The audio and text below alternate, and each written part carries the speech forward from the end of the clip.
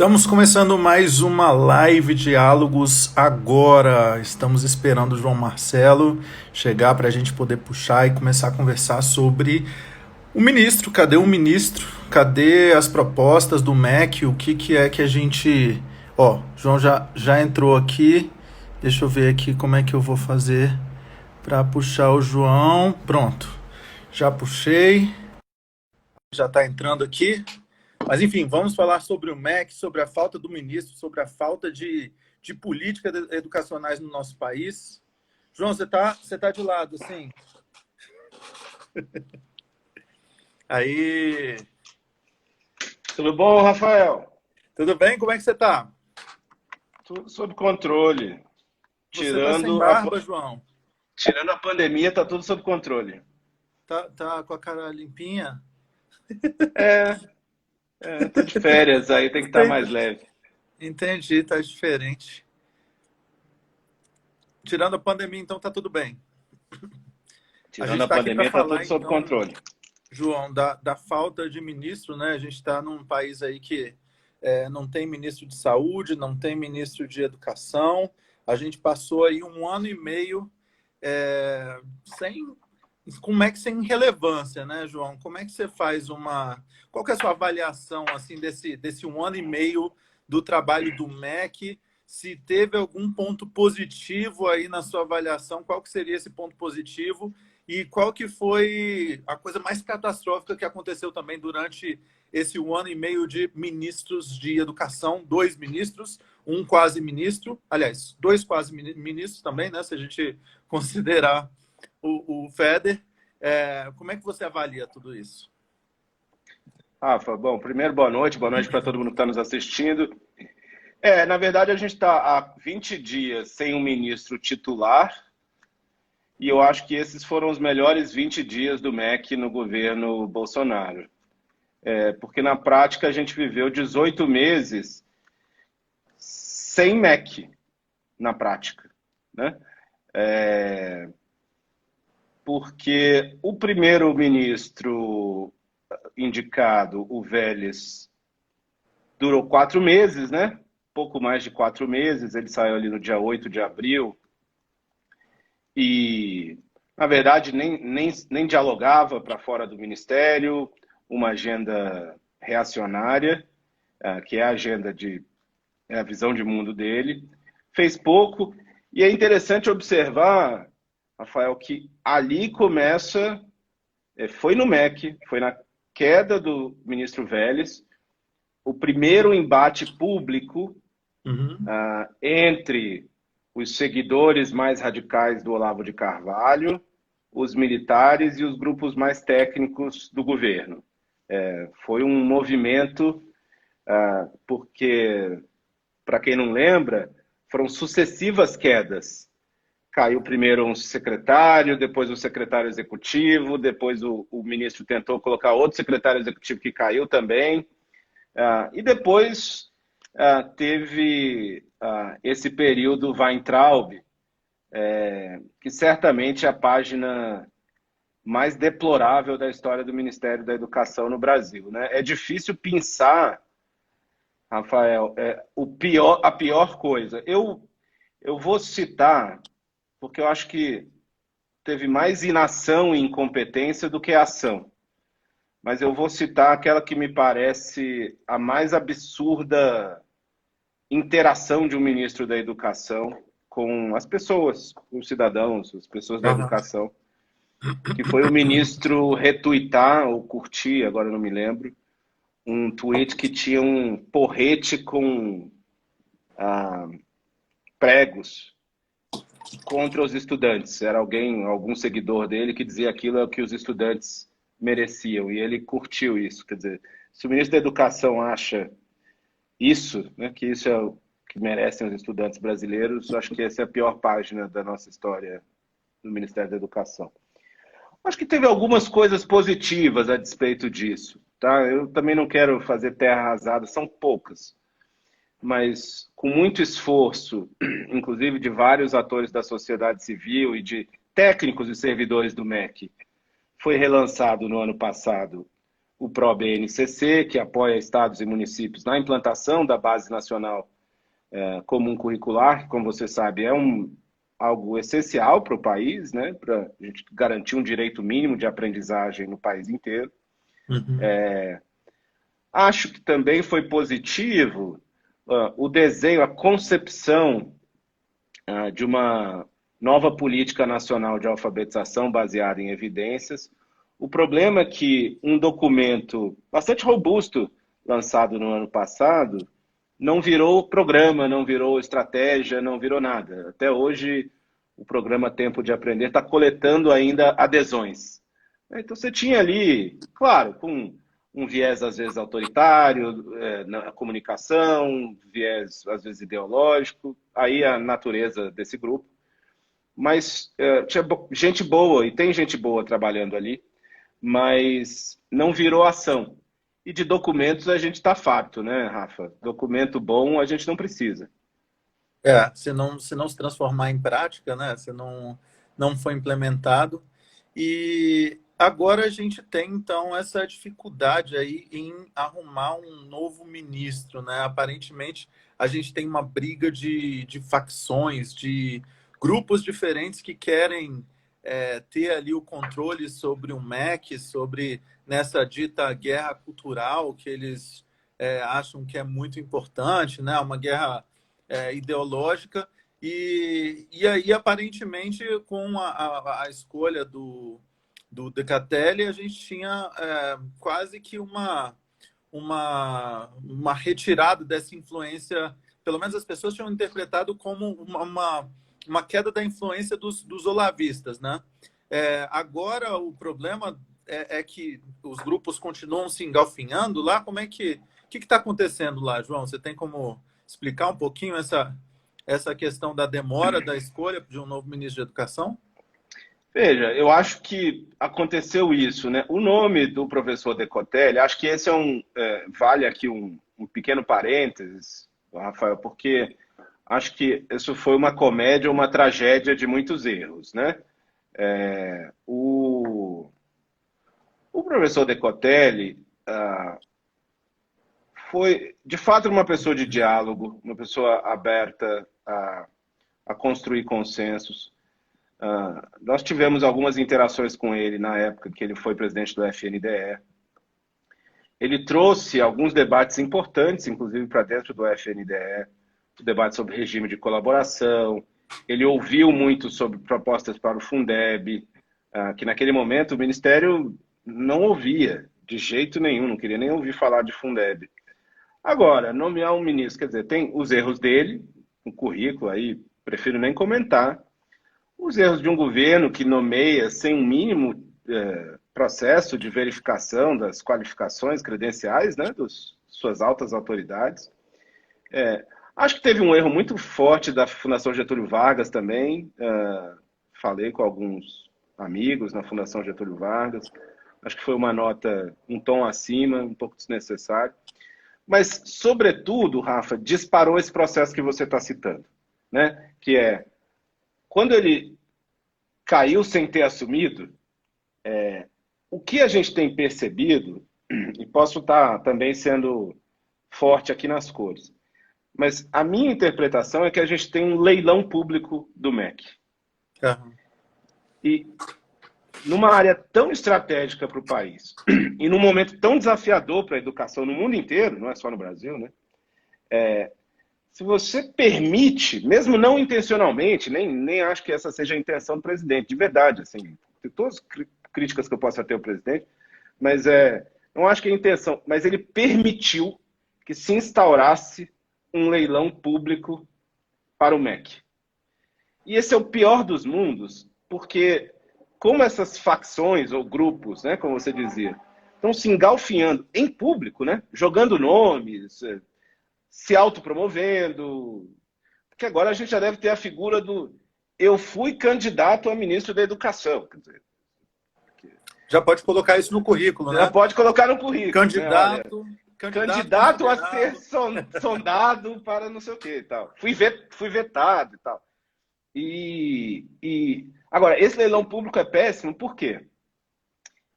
Mesmo que o nome seja bom, tá bom para um lado ou para o outro, ele vai assumir já enfraquecido. Porque, obviamente, ele não vai representar todos os grupos. O presidente chegou a citar o Major Vitor Hugo, líder do governo, como reserva, caso o primeiro nome dele não funcione, ou seja, se eventualmente vier o Major Vitor Hugo, a gente já sabe que ele é a quinta opção do presidente. Então, eu acho muito preocupante, porque se você trata assim a educação, significa que ela não é prioridade. Aí eu acho que esta é uma conclusão que é incontornável, né? Sim. E se a educação não for prioridade, o que pode ser? Se a gente quer construir mais Brasil, melhor Brasil, eu não vejo como. João, você trabalhou muito tempo no BID, né? E teve a oportunidade de conhecer times de educação de outros países, conversar com lideranças educacionais de outros países. Queria que você contasse um pouquinho para a gente. Ó, a Sandra está aqui dando boa noite. O primeiro comentário é seu, Sandra. Quem quiser comentar também, perguntar, opinar, discordar, né, João? Fica à vontade aí para colocar os comentários aí e a gente vai lendo ao longo da live. Mas super obrigado a quem está acompanhando, a Alessandra também conosco. Mas eu ia dizendo que você trabalhou muito tempo no BID, teve contato com muita gente de outros países, ministros, enfim, lideranças educacionais de outros países. Eu queria te perguntar, de todas essas pessoas que você conheceu, quem que lhe causou a melhor impressão, né? Por quê? E se em algum momento você viu acontecer em outros países algo semelhante ao que está acontecendo no Brasil, no MEC, atualmente. De verdade, semelhante ao Brasil, não. E aí não é só porque a gente está vendo isso acontecer no MEC, né? O Brasil ele é diferente em várias coisas. Por exemplo, quando a gente compara Brasil com Chile, Brasil com países que são estados unitários, essa comparação ela já fica frágil, né? Eu vejo muita gente dizer, o MEC deveria fazer isso, o MEC deveria fazer aquilo. O MEC, o ministro, ele é a autoridade com menos poder imediato sobre a educação, porque as universidades têm autonomia, os estados e municípios também. Mas ele tem o poder da influência, da condução, da liderança, né? Então, Muito ele é recurso menos... também, né, João? Muito recurso também. Mas, de Mas a novo, maioria carimbada, né? maior parte do recurso é carimbado. Quer dizer, Uhum. o MEC tem, na prática, de recurso discricionário para a educação básica, hoje, alguma coisa como 3 bilhões de reais. É muito pouco dinheiro, tá? O resto está todo gasto. Então, agora, ele tem esse poder de influenciar, de liderar, de dar diretrizes, de inspirar, sobretudo, e de motivar para a educação. Eu confesso que eu nunca vi nada parecido, Rafa, nem nos países da América Latina, onde eu trabalhei mais, nem nos outros, quando fiz consultorias para organismos fora da América Latina. Agora, é mais difícil ver isso acontecer no Brasil. Por quê? Porque você vê o alijamento total do MEC, né? Porque estados e municípios seguem comprometidos com suas diferenças de capacidade, orientação política. As universidades também. E o Brasil tem, aqui esse é uma constatação que nem é minha, tá? É constatação de colegas meus, ex-colegas estrangeiros. O Brasil tem a sociedade civil organizada mais pujante na educação, pelo menos de todas as Américas, inclusive os Estados Unidos, tá? Os Estados Unidos têm think tanks, mas uma sociedade civil organizada, tanto no mundo fundacional, como sindicatos, como centros de pesquisa, não tem nada parecido com essa complexidade, esse nível de engajamento que o Brasil tem. E que mesmo assim você consiga gerar esse MEC é muito estranho, é muito insólito. Agora, lideranças educacionais que tenham me inspirado são muitas, Rafa. Assim, por exemplo, eu gosto muito do atual diretor global para a educação do Banco Mundial, Jaime Saavedra. Ele é um peruano, foi ministro da Educação no Peru, estava fazendo uma reforma educacional completa no Peru, da educação Uhum. básica até o ensino superior, mudanças legais, institucionais, pedagógicas e procedimentais. Acabou saindo na crise política do Peru por uma questão partidária e tal. O presidente acabou renunciando, sendo impeached. Mas ele é um. Agora, eu acho que no Brasil tem vários. Eu trabalho com uma das pessoas que mais me inspiram, que é a Priscila Cruz. Eu saí do BID, você imagina, a Priscila me chama com toda a crise que se avizinhava para o Brasil e para o mundo. Eu saio de um organismo internacional com uma carreira tranquila, me oferecendo para ir para onde eu quisesse, para vir trabalhar numa ONG, sabendo que a gente ia ser minoritário no debate público, ia ser difícil, porque, de fato, Priscila, eu acho que é uma das lideranças mais cinéticas. E não falo que não é porque é minha chefe, não. Ela sabe disso, não teria feito esse movimento. Tenho prazer, assim, Priscila me inspira. Para você trabalhar no setor social, Rafa, você sabe disso, sua trajetória é parecida. A gente coleciona derrotas, muitas, porque o que nos move, quando você é movido a causa, o que nos move é uma visão de transformação tão grande que o dia a dia, na prática, a gente coleciona mais derrotas do que vitórias. Mas você tem que ter gente que continue te inspirando para continuar nessa batalha e ter força para ver as vitórias que você vai tendo no dia a dia. Por isso, me importa muito mais as pessoas que são inspiradoras para isso. E aí você vai olhar professor, né? Falei ontem numa comissão do Congresso Nacional, o que tem de professor criando, se reinventando, sem nem para fazer o que pode. Esses professores são pais também, estão com filhos em casa, estão preocupados com sua renda e tal. Então, eu acho muito importante, são inspiradoras. Não preciso do super especialista, tá bom, aí a gente vai falar com o Schleicher, vai falar com a Cláudia, mas eu preciso de gente inspiradora, e citei duas. Muito legal. Olha, só alguns comentários aqui. A Sandra dizendo investir na educação, investir no futuro. Rafael Guerreiro da Educação. Eu não só, o João também, a Priscila, né? Todo mundo batalhando pela educação, né? A minha mãe está aqui E com a gente, Sandra, João. Manda um abraço para minha legal. mãe também. Abraço, mãe do Rafa. A Lenise Não falo o Freitas, o nome. Leandro Machado. Leandro Machado está com a Legal. gente. Yuri, Isabela, Humberto Laudares com a gente, grande Humberto Laudares Olha, também nos acompanhando por na aqui. madrugada suíça já. Gil Mimos falando, Rafael me inspira. Muito obrigado, Gil Mimos. O Leandro Aí. falando oi, gente. Minha mãe agradecendo aí, João. Vocês têm que perguntar e participar do debate aqui também, né? João, como é que a gente vai sair dessa? Você já arrisca um nome aí, uma pessoa que deve ser o novo MEC, ou você acha que ainda está muito incerto? E eu acho que o João congelou. Grande Carol comentando. Boa noite, entrevista Jovem Pan. Acho que voltou agora, João. Só não estou te ouvindo. Agora eu acho que eu estou te ouvindo. Então, não arrisco nomes, Rafa. Eu acho que não dá, depois que...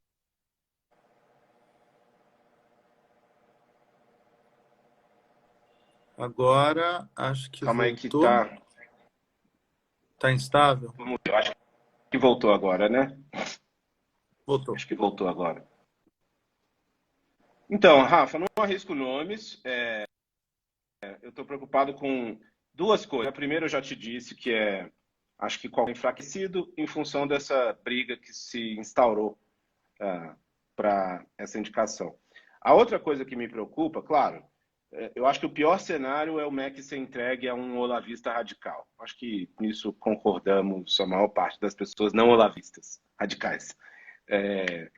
Mas a segunda que me preocupa, Rafa, mesmo que seja um bom nome, ou que tenha o perfil correto, eu acho que a gente tem que falar mais do perfil, né? Se ele quiser chegar no MEC e reestruturar todo o ministério, sabe? Trocar todas as pessoas, colocar um time novo, ou meio que lotear o MEC para diferentes partidos ou grupos e tal. Porque aí nós vamos ter um ministério que vai passar 3 ou 4 meses as pessoas tentando entender onde estão, como funciona aquela máquina. Você trabalhou no setor público não é para iniciantes. Você não pode chegar no meio de uma pandemia, numa crise dessa, não saber operar a máquina pública. E o MEC, o Todos pela Educação mostrou isso recentemente. A gente começou esse ano, Rafa, a fazer um relatório bimestral da execução orçamentária do MEC. Então já fizemos 2, né? A gente usa os relatórios que o próprio Secretaria do Tesouro Nacional lança e a gente analisa com base nisso. Até aqui, o MEC basicamente executou restos a pagar. Então, basicamente, o MEC está gastando dinheiro de 2019. Ou seja, mesmo com 2 meses da crise, da pandemia, né, março e abril, o MEC estava gastando só dinheiro de 2019, que é um sinal de incompetência da execução passada, que tem um efeito esse ano, que vai ter um efeito no final do ano, porque não vai poder gastar todo o orçamento desse ano, porque não tem limite financeiro. Então, me preocupam essas duas coisas. Agora, vamos falar do perfil, Rafa. Mais do que o nome, eu acho que tem que falar do perfil. Qual o perfil que tem que assumir?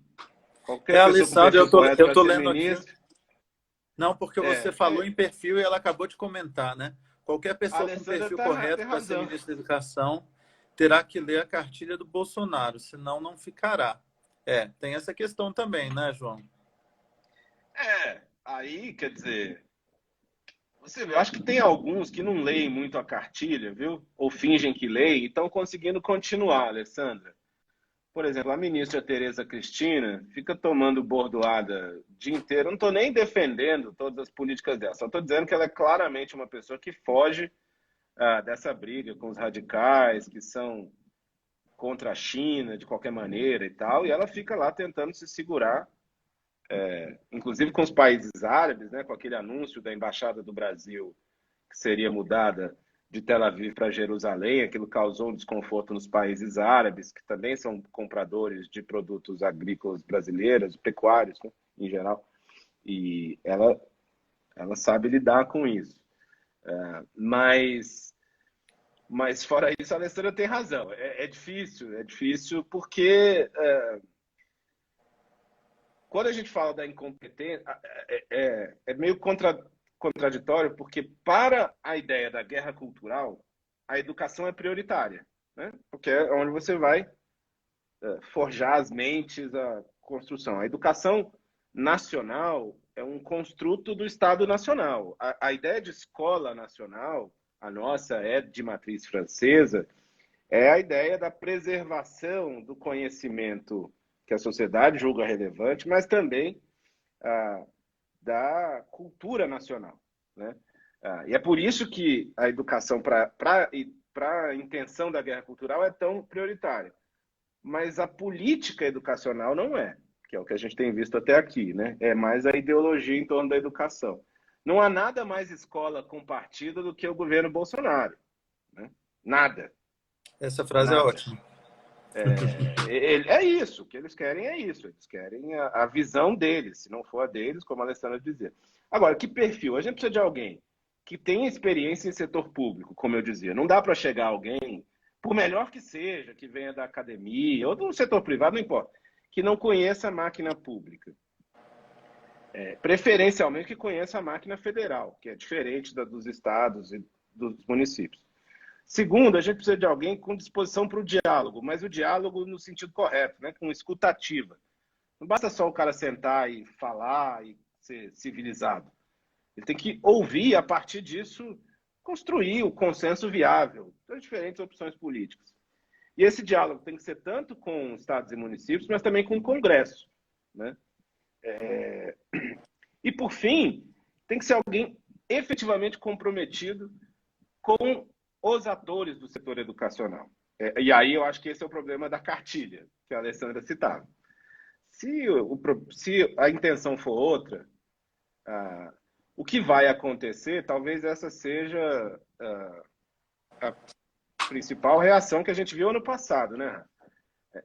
Quase todos os agentes educacionais brasileiros, não importa se públicos ou privados, estados ou municípios, mesmo aqueles estados governados por partidos muito próximos ou o ex-partido do presidente, isolaram o MEC e passaram a criticar o MEC. Então, a gente teve uma aliança por resistência. Deixa eu ler alguns outros comentários aqui, João. Tinha um aqui atrás que eu não li, mas a gente... E agora? Acho que eu perdi. Deixa eu ver se eu acho algum... Grande Carol falando, boa noite. Em entrevista à Jovem Pan, Ponte diz que deve-se fechar o MEC. Aponta que é momento propício, pois o MEC faz o papel de elefante branco. Qual é a nossa opinião diante desse argumento? Deixa eu ler outros aqui. A Alessandra, a gente já leu o comentário dela. A Silvia Alves Ferreira Pinto dizendo que na Secretaria do DF está exatamente assim, loteada. Muito triste de se ver. Deixaram você sair de lá, complicou. Eu não tenho acompanhado muito como é que está lá dentro da secretaria, mas falando em secretaria do DF, o Elber também está conosco aqui. Elber foi subsecretário de ensino, né? E foi subsecretário de inovação, tecnologia. Eu me esqueci o nome da outra subsecretaria. Bom, acho que a gente nem pensa, né, João, que o MEC pode acabar, pelo contrário, a gente acredita que o MEC precisa ser fortalecido e que a gente precisa de mais recursos e de melhor investimento, né, melhor gestão dos recursos, né? E eu acredito também, acho que você também, que boa parte do que vem acontecendo em relação às políticas públicas tem sido por influência tanto dos outros poderes, né, da Câmara, do Senado, de uma articulação com o Concede, DIME, e também dessa articulação com o terceiro setor, com Todos pela Educação, com todos os institutos e fundações, né? E como você disse, isso é realmente muito singular aqui no Brasil, né? Todas as pessoas que vêm conhecer o sistema de educação no Brasil ficam bastante impressionados com a influência. Rafael Sutério está falando boa noite, João Marcelo. Boa noite, Rafa. Está lá em Santa Catarina. Santa Catarina, né? Então, o que a gente deveria... Porque é tão difícil, né? De um lado a gente tem os olavistas e tal, e tem também... acho que um dos grupos é o grupo dos evangélicos, também batalhando por um espaço ou por poder, né, indicar o ministro do MEC, mas tem tantos argumentos, né? Falando dessa questão de escola sem partido, que tem que tirar os comunistas, que tem que ter homeschooling, e tem que ter isso... E nada disso é realmente relevante para o desenvolvimento educacional do país, né? Você, além da pergunta relacionada ao MEC, que eu acho que é um pouco óbvio que todo mundo quer a continuidade e o fortalecimento do MEC, mas se você quiser comentar, mas você acha possível e viável que um ministro consiga lidar com todos esses interesses conflitantes aí em volta do Bolsonaro e, ao mesmo tempo, consiga tocar um desenvolvimento educacional pujante? Então, Rafa, tentando juntar as duas perguntas, né? Eu acho que, veja, não defendo o fim do Ministério da Educação. Há um debate no país já há alguns anos. Importante citar aqui, vou citar dois países que muitas vezes aparecem como exemplos, que não tem Ministério da Educação, tá? O Canadá não tem Ministério da Educação, o Uruguai não tem Ministério da Educação. E funciona, tá? Em países muito distintos, entre eles e em relação a nós. Assim, não é a existência do MEC que fará a política educacional funcionar ou não. Mas o Brasil é um país tão desigual, tão grande, que alguma autoridade nacional, dado que nós somos federados, alguma autoridade nacional me parece crucial para iluminar, sobretudo, aqueles municípios e estados com menor capacidade institucional, tanto em termos de assistência técnica como em termos de assistência financeira. Esse é um lado. Dito isso, acho que sim, precisa ser discutido o desenho e a função do MEC. Tá? Por exemplo, as universidades federais, essa é uma discussão antiga, da época do Fernando Henrique, ainda me lembro. As universidades precisam ficar, o ensino superior precisa ficar no MEC? Ou ele deveria estar no Ministério da Ciência e Tecnologia? Como está em São Paulo, por exemplo. No caso de São Paulo, por exemplo, o Centro Paula Souza, que lida com o ensino técnico profissional, não é ligado à Secretaria de Educação, é ligado à Secretaria de Desenvolvimento Econômico. Acho que essa também é uma discussão. Quando você olha a execução do Pronatec, eu tive uma reunião hoje mais cedo sobre isso, a parte que mais funcionou do Pronatec foi aquela executada pelo MDIC, não foi a parte executada pelo MEC. Porque ensino técnico profissional requer uma articulação com o setor privado, que é essencial, e o MEC não tem capacidade de fazer. E acho que nem cabe ao MEC fazer, inclusive. Tá?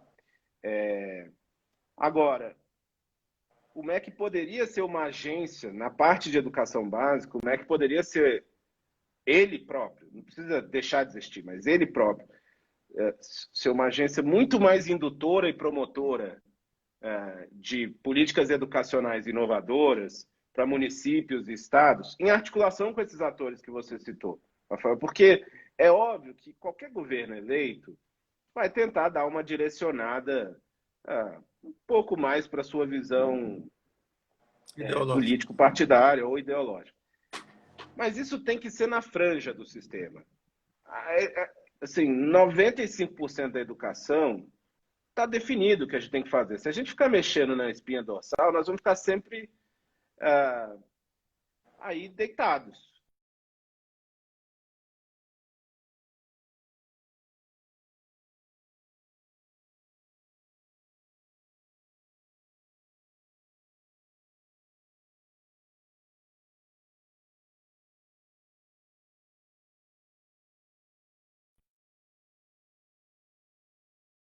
Isso tudo, educação é cumulativa, então requer tempo para os resultados.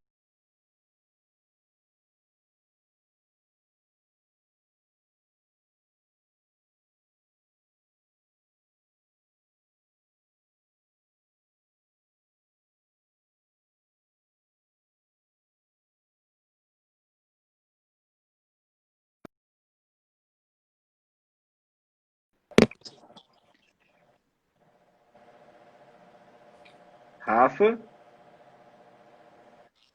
Alô? Oi, voltou? Voltamos? Voltei. Agora foi você aqui. me ouve? Escuto direitinho.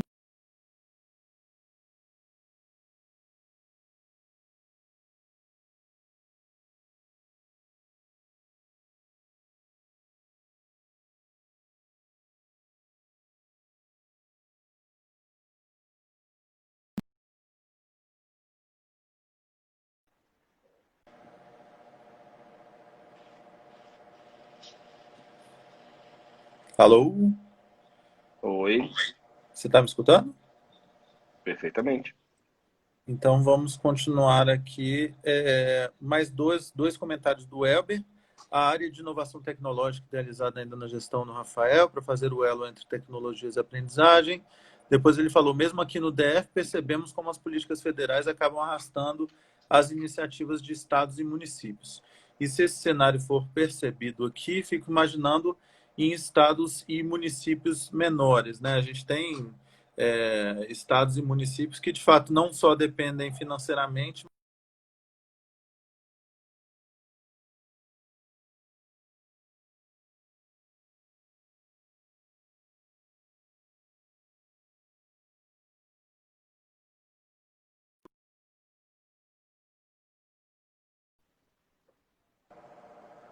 Alô? Oi, Rafa. Será que a minha internet está muito ruim assim? Acho que sim. Você... Instável, né? É, né? Vamos tentar mais um pouquinho ou a gente para por aqui? Não, tentamos. Então Tentamos vamos mais lá. um pouco. Que mais? Alguém tem alguma pergunta sobre o assunto? O que você estava comentando aí, João? Não, eu estava dizendo do Mac, né? Que eu acho que assim, a gente pode ter um Mac, por exemplo, para lidar com esse tema que o Elber falava, né? Assim, mesmo com menos dinheiro, a política federal tem importância, ela tem poder de arrasto, ela tem poder de, às vezes, pelo dinheiro, às vezes pela influência. Mas o que me parece é que se o MEC se estruturar para ser mais promotor e indutor de boas práticas nos estados e municípios, sistematizando e trocando essas boas práticas, ele vai ser mais útil do que ele tentar impor modelos de programas nacionais que muitas vezes não se aplicam a todas as realidades do país, né? Então, eu com você concordo, acho que concordamos da importância de manter o MEC, mas como você mesmo dizia, a gente precisa fortalecer. E o fortalecimento é por esse caminho. É assim, olha, a gente não precisa ter um programa nacional único, igual, de cima para baixo. Né? Assim, estados e municípios têm suas realidades. Você, quando estava no Rio de Janeiro, quando estava no DF, eram secretarias e redes completamente distintas. Né? E um mesmo programa funcionaria para as duas? Dificilmente, ou se funcionasse, funcionaria para partes das redes, né? Então, acho que a gente tem que juntar, viu, Rafa, aquilo que a gente sabe que são os elementos de sucesso para uma boa política educacional, com a flexibilidade para os gestores adaptarem às suas condições. Isso é mais fácil de dizer do que de fazer, mas é a função da União enfrentar os desafios desse tamanho. Para isso que ela tem o dinheiro que ela tem, para isso que ela tem o acesso aos melhores quadros do mundo. Você imagina, Rafa, você que trabalhou muito com tecnologia, foi lá inovador ainda no Rio de Janeiro, com a Educopédia e tanta coisa. Nós estamos no maior experimento mundial de educação remota. Um experimento natural forçado. Forçado, né? O INEP não conseguiu lançar um edital para avaliar os diferentes modelos que estão sendo utilizados país afora. O J-POL já lançou, o Canadá lançou, o Reino Unido lançou, a Alemanha lançou. O INEP ficou brigando sobre a data do Enem, hoje anunciou a data, e não conseguiu sequer entender que poderia ser a sua função como Instituto de Estudos e Pesquisas Educacionais, cuja função não é só fazer Enem, Saeb e as outras provas e exames, o INEP não conseguiu entender que a gente está no melhor momento para avaliar isso e que essa seria a sua função como ator nacional.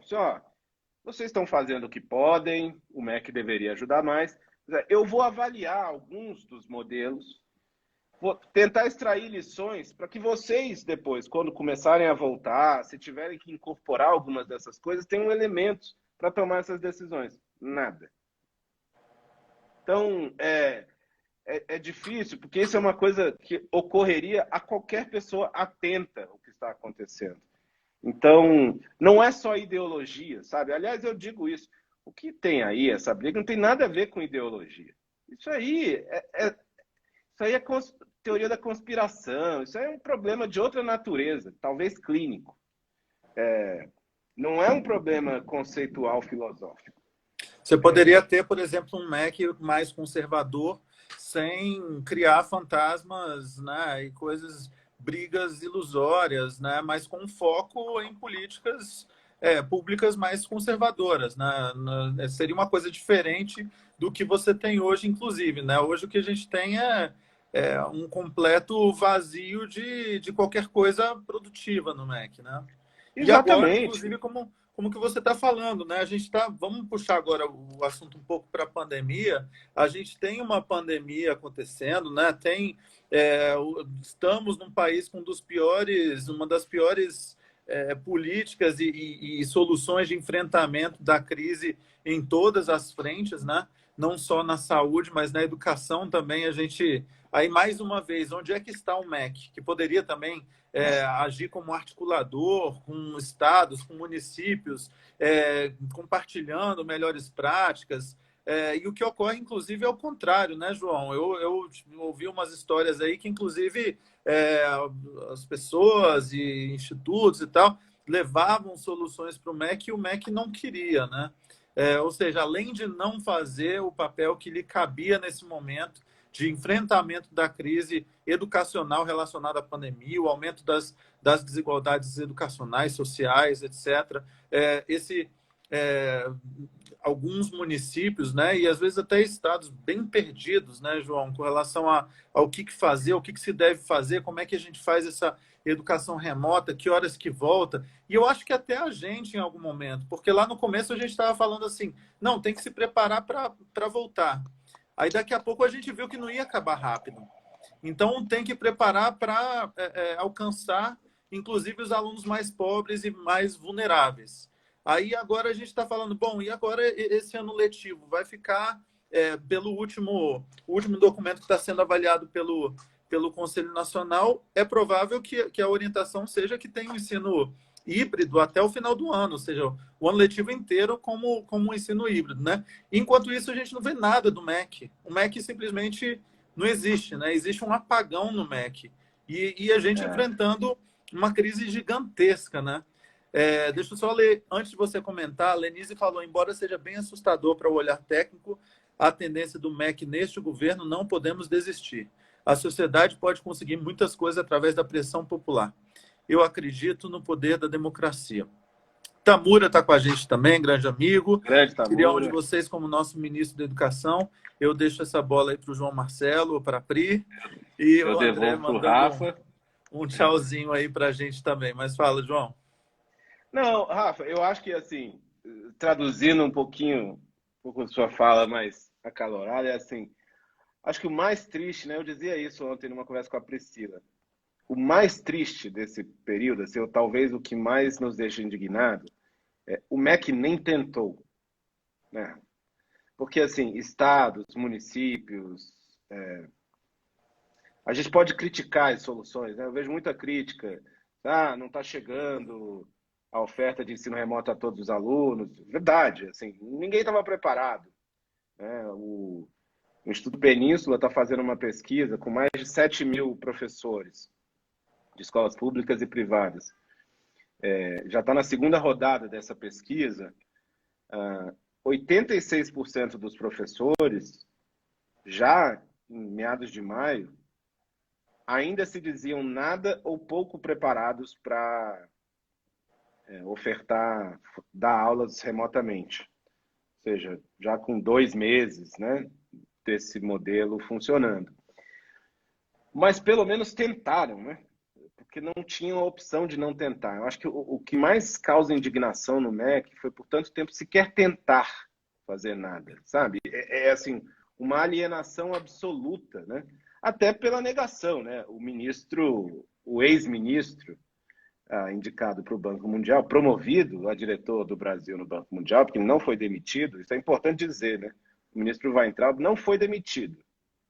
Para efeitos políticos, isto é relevante. Ele foi promovido, na visão dele, né? Eu acho que é mais importante ser ministro da Educação do que diretor do Brasil no Banco Mundial, mas na visão dele ele foi promovido. Mas o MEC nem ter tentado é muito duro. Agora, eu vou voltar, porque eu também, um pouco na linha do último comentário que você leu, eu acho que a gente tem que pressionar mesmo, porque, veja, eu dizia, né? Desde aí da não ida do Decotelli, do FEDER, que também não funcionou, o MEC fez bons movimentos, tá? O ministro interino fez bons movimentos. Lançou um protocolo de biossegurança para as universidades e institutos federais na última sexta-feira. Óbvio que isso não foi preparado em 10 dias, mas o ministro anterior nem tinha disposição em fazer isso, né? O anúncio do fim da consulta do Enem na semana passada, o presidente do INEP e o ministro interino disseram que definiriam a data, ouvindo os secretários estaduais e também representantes das instituições de ensino superior. Não sei se isso aconteceu, mas pelo menos no discurso, e anunciaram o lançamento de um edital para prover com pacotes de dados alunos de institutos e universidades federais para poderem acessar as aulas remotas. Então, você começa a ver algum movimento em julho, né? Quando não é o ministro. Porque tem técnicos lá dentro trabalhando no MEC, que devem estar 10 vezes mais indignados do que nós.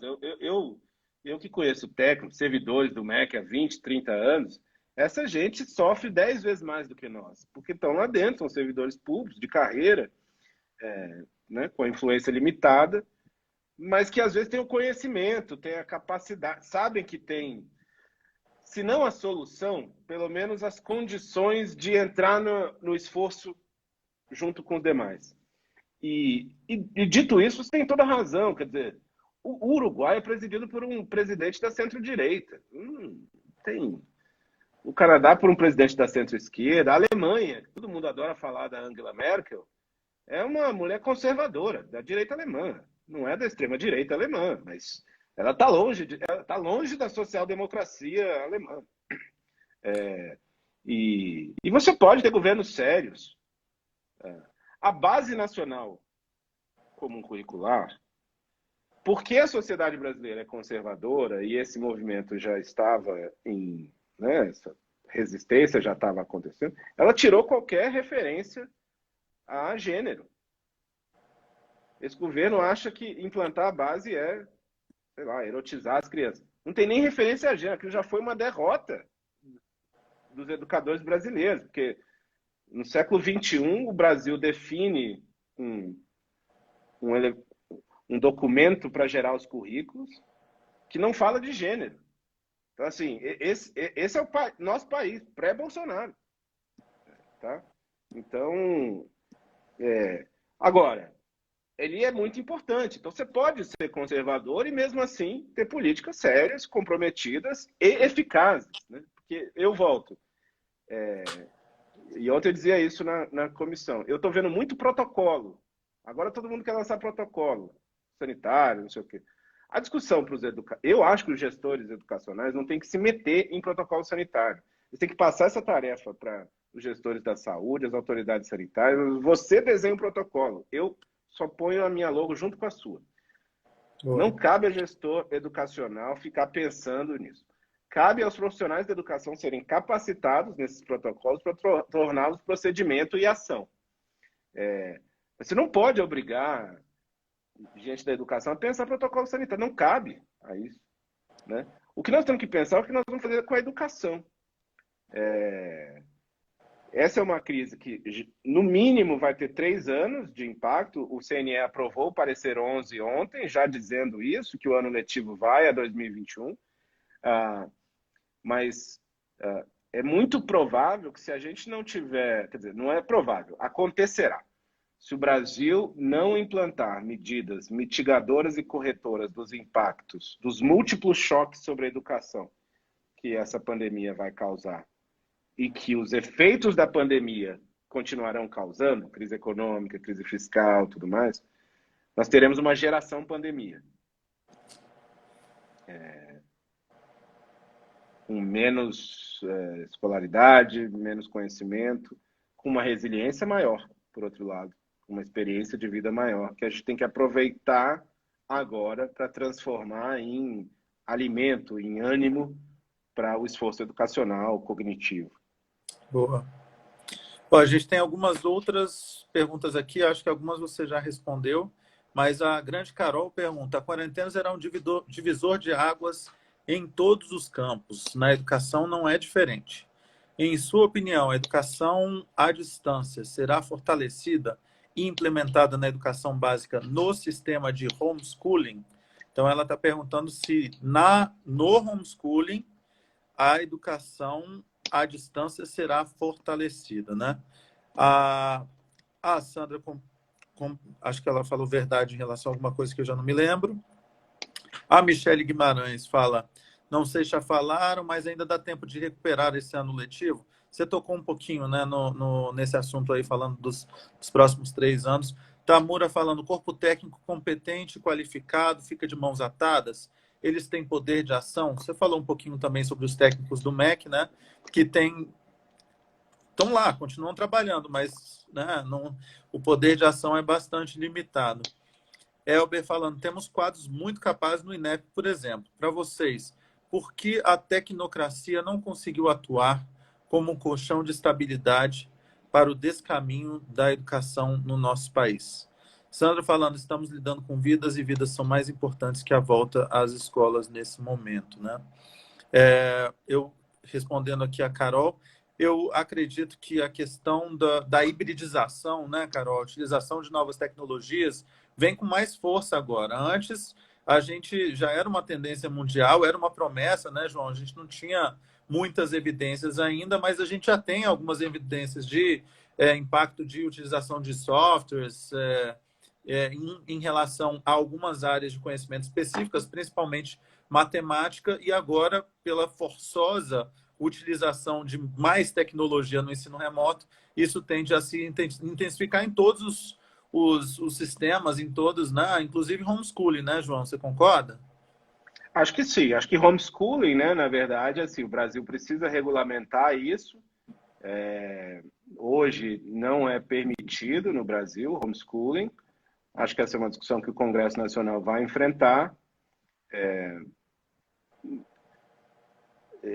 E aí, quer dizer, se o pessoal que vai se educar domiciliarmente vai usar a educação à distância ou a educação dos próprios pais, aí provavelmente você vai ter as duas coisas, né? Boa parte do movimento de homeschooling no Brasil e nos Estados Unidos é ligado a nichos religiosos, né? Então, nos Estados Unidos, historicamente, os Amish, mas também grupos religiosos neopentecostais, e no Brasil também são grupos religiosos que entendem que a escola laica às vezes afeta suas crianças. Mas se a gente regulamentar isso, acho que é importante que alguns preceitos básicos da educação nacional sejam mantidos. Mas imagino que sim, viu? Eu acho que o maior impacto de tecnologias e de ensino à distância ou ensino remoto, que são coisas diferentes, vai se dar no ensino superior, né? Eu acho que na educação básica isso vai acontecer também, eu acho que a tecnologia vai entrar mais. De fato, a gente tem algumas evidências de que funciona quando há uma intencionalidade pedagógica, regularidade, capacitação dos professores e tal. Mas acho que no ensino superior isso vai vir com muita força. Isso vai vir com muita força para as universidades públicas e particularmente para as privadas. Lembrando que uma das diferenças do ensino superior para o básico no Brasil é que, enquanto na educação básica a maior parte das matrículas é pública, né? Na educação superior é o exato oposto. E acho que aí você vai ter um problema, a gente já está tendo um problema enorme, né? Assim, vários alunos já desistiram das faculdades privadas, quer porque não estão tendo aula, quer porque não conseguem pagar as matrículas, então você vai ter uma evasão enorme em todos os níveis. Nós vamos ter que lidar com isso, como sociedade. Por isso que a gente precisa tanto de união, e importa menos a ideologia aqui. Eu sempre me lembro vou fazer um parênteses aqui. Eu me lembro de um filme que eu vi, assim, pequeno, adolescente, que era um filme filme qualquer, assim, mas que era um resgate de uma menina que tinha caído num poço. E, sei lá, nos Estados Unidos, passavam dias para resgatar essa menina, conseguiram resgatar aquele circo de jornalista, não sei o quê. Um jornalista pergunta para o bombeiro que a salvou, né? Parabéns, não sei o quê. Qual o seu nome? Falei, minha senhora, aqui ninguém tem nome. Todo mundo que passou esse tempo aqui Boa. estava aqui voluntariamente fazendo seu trabalho. Esse é o esforço que a gente tem que fazer como sociedade agora. Assim, não importa se você é olavista, não sei o quê. Tira esse rótulo. O país vai estar enfrentando uma crise Gigantesco. nacional, emergencial. Assim, como país, nós não vivemos isso na Segunda Guerra, nós não vivemos isso na Primeira Guerra. Nós não temos essa memória coletiva.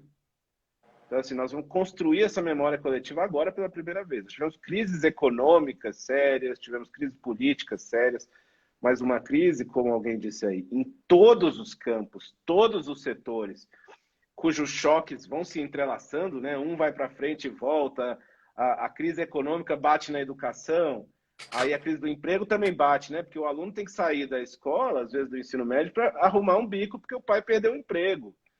Então, todas vão Verdade. se retroalimentando, né?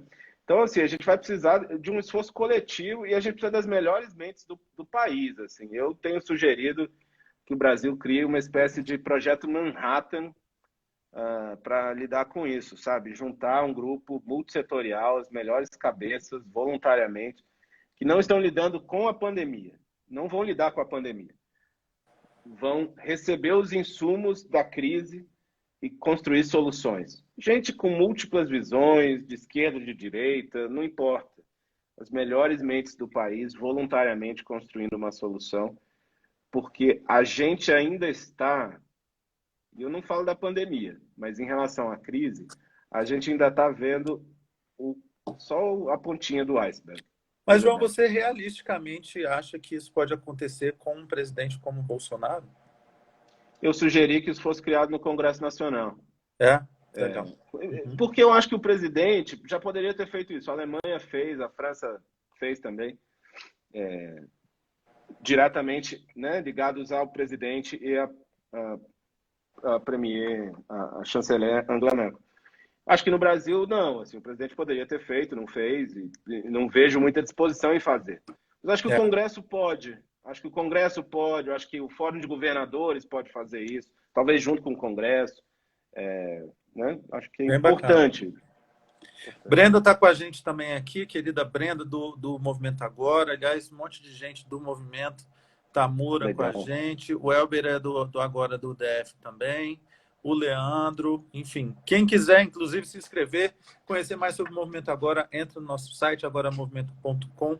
Lá vocês sabem mais sobre o movimento e também como se inscrever. A gente está chegando aí nos minutos finais, João. Bom, eu sou mais falante do que você, eu sou mais rabugento e raivoso, então eu posso falar que eu acho que a única forma de resolver a educação no nosso país é tirar esse presidente do poder, é livrar o país dessa família, é conseguir construir um novo tipo de pensamento com o Mourão ou quem quer que seja que entre no lugar, mas eu não vejo realmente. Eu tô sentindo uma enorme dificuldade, João, de ser otimista com o nosso país ultimamente. E, infelizmente, eu acho que é aquilo, assim, quando veio o Decatelli, por eu, enfim, ter conhecido, né, a gente teve algumas trocas aqui, eu até que acreditei que tinha alguma salvação. Agora, com essa briga aí de grupinhos, de facções, de quem que... Cristiano Ferraz dando oi aí também, eu realmente ando muito pessimista, acho que não tem jeito. Então, a minha mensagem não fica de muito otimismo nessa live de hoje. Quais são as suas palavras finais aí para o pessoal, João? Vou dar até uma mensagem de otimismo, porque o Cris entrou aqui, viu, Rafa? O Aham. Cris liderou, o Cris é do Ensina Brasil, e o Cris liderou um movimento que ganhou uma enorme repercussão no país para gerar doações para alunos pobres que não podiam pagar a inscrição no Enem. Ele começou pequeno, começou nas redes, chegou, sei lá, a Globo, jornais nacionais da Globo e tal. Então a gente tem o que fazer. Eu sei que tá difícil ser otimista. Eu sempre uso a expressão do Hobsbawm, sabe? O Hobsbawm se dizia um otimista cético, porque ele falou assim, olha, eu vi a Primeira Guerra Mundial, eu vi a Segunda Guerra Mundial. Então, se eu não for cético com a humanidade, eu não vivi isso.